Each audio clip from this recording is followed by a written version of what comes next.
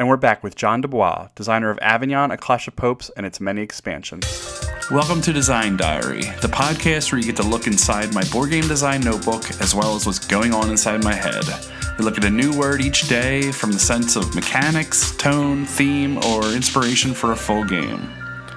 Today's word is... Cursory. Rapidly and often superficially performed or produced. Hasty. Take it away, John, and quick, go. Okay, so Cursory, I'm thinking more of a game mechanism, which is a quick glance at something and having to make an action based on that. And so that could be anything from a game like Doodle Quest, where you are taking a quick look at something and then you're drawing an overlay to try to replicate that or do the task. Or any sort of real-time game has a cursory element involved. A game like Mysterium, it'd be a neat mechanism to add to Mysterium if you think it's too easy. Where you just look at the vision for 5 to 10 seconds, and then you have to remember what the vision is, and try to recall what elements in there the ghost meant for you to have. And there's one other game I just thought of.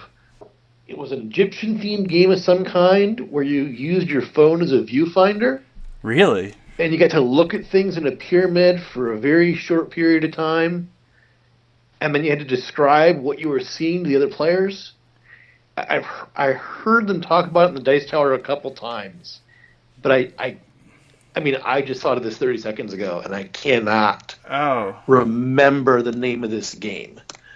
And the other thing I was thinking of is that would be an interesting element to add to an escape room game. Oh, yeah, for sure. Where, you only get so much time to look at something, or, it's a lights on, lights off kind of thing. Kind of like how you turn the light, you get 10 seconds before the lights go back off, and then you got to try to figure out the code based on that. Yeah, that's really cool. And lights off, lights on to me, I just did this a couple days ago, is like cards face up, cards face down. Like that's just anything that's like light and dark, that's essentially where my brain goes. Absolutely. So now I'm trying to figure out here we got... Are you looking for that game? Yes. I'm going on Board Game Geek trying to figure out what the what the category for app-driven games are. Mask of Anubis. What is it called? Mask of Anubis.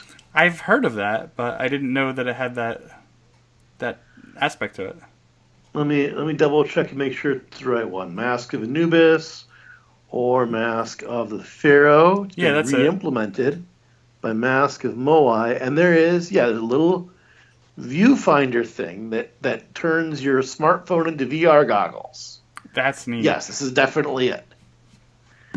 And so you get to navigate the maze, and so the person who wears the mask can see the maze and tell another player what direction to go in. So basically, it's one player can see what the other player moves, and the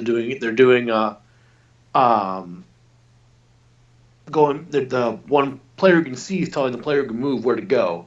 So of course, I'm picking another communication-based game. Yeah. And so something like that, where it's something where you've got the viewfinder, but it only works for 15 seconds. So you can look around the room for a very short period of time, and then try to, find treasure or make a grab for something based on what you saw. You could do like implementing an iPhone or something is great for that, where if you had some sort of app that's I don't know if Snapchat does it. I'm too old to know, but I know they do those things where you send someone a photo and it's gone after one view, and the view is like 15 seconds or something along those lines. There could be some like app-driven content where you get to see it, and the app kind of controls that length and all. Right. So that would be my how I would bring Cursory into a board game is to add that time limited. You get to see and do your quick visual scan, and then you got to make decisions based on your imperfect information. So, to put you on the spot, how would you add Cursory to Avignon?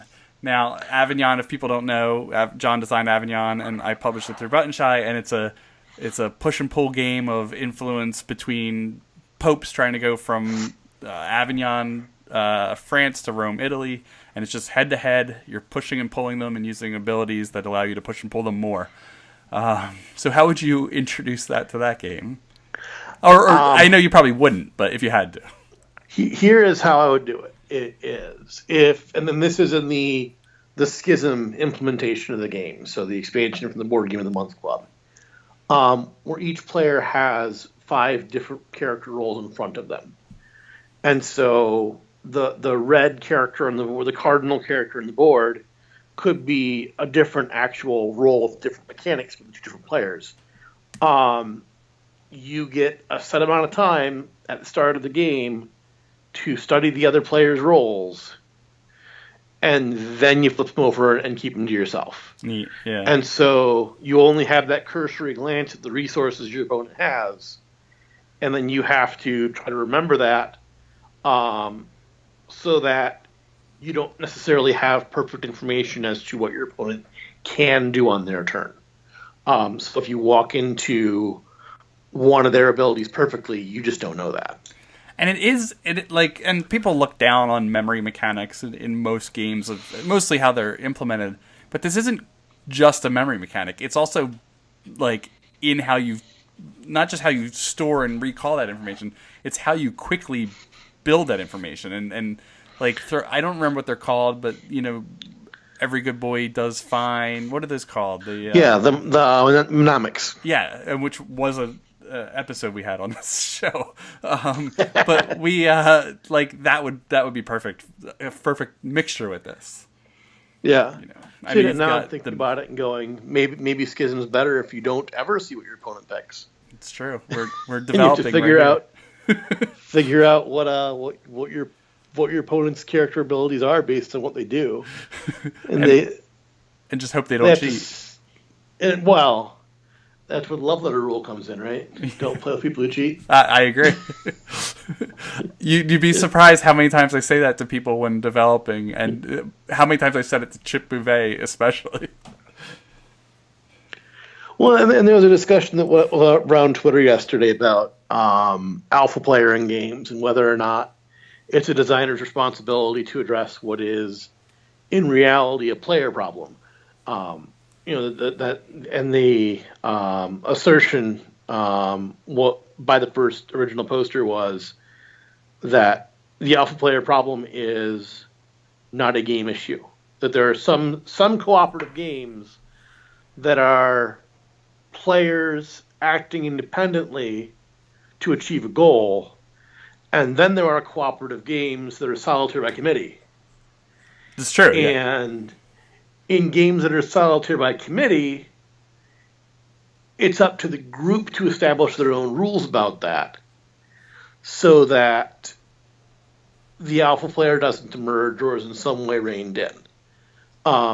Whereas if you're playing a co-op that is players completely independent, and I don't even remember what his example was. I think it might have been Spirit Island, where there was just too much information for it to be solitaire by committee. Yeah. Then players to do their thing, but that to think of those 2 different kinds of solitaire game as the same game genre doesn't do credit to either one.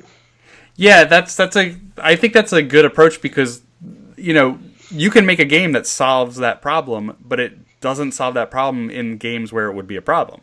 Like if all information is open, the problem is going to persist. It's just, yeah.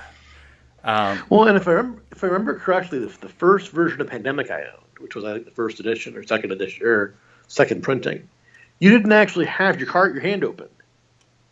Yeah, I remember. I believe it was the same thing where it was just that you could talk about your cards, but you could never show them. I believe it was, or something along those lines. And people played the game and said, well, why not? Like, if I can talk ad infinitum about my cards in my hand, if I can tell you I have Paris, London, and Washington, but not show you I have Paris, London, and Washington. Why? What's the point? Yeah, there's no there's no trader is mechanic there or anything like that. benefit to like cursory information here.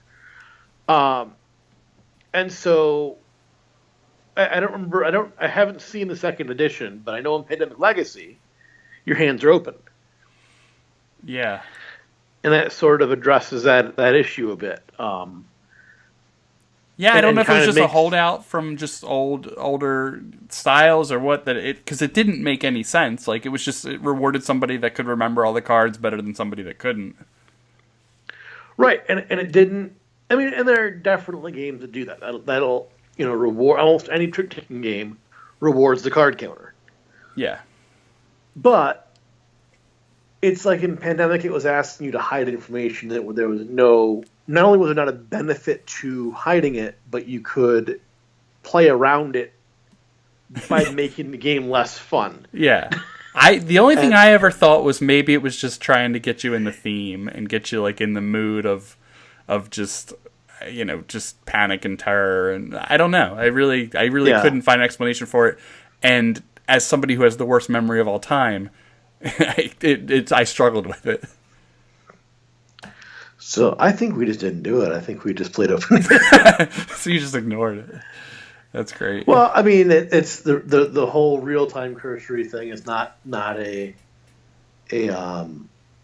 fun mechanism for my wife. So we don't usually use it unless it's a very rare circumstance. We'll get out an escape or something like that has the time limitations. And to me, it just has to be a really good fit that the game that's what makes that game special. There's a lot of games that have it in it, and it's just okay. But when it's really what makes it shine, then I really enjoy it. Cool. Well, this was fun. We did 14 minutes or so. That was one of the longer episodes, but we had some good chat. Tell everybody how they can catch you, so how they can find you. You can find me on Twitter at John duBois. And that's really the best way to get a hold of me because I don't really maintain a public social presence anywhere else. It's the only one that matters in my eyes, except for you need to build a Snapchat so you can send some cursory information. Yeah. Build Snapchat and then delete it within 15 seconds. Right. Oh, man. All right, cool. Well, this was fun, and we'll have to do it again sometime. Okay. Sounds great.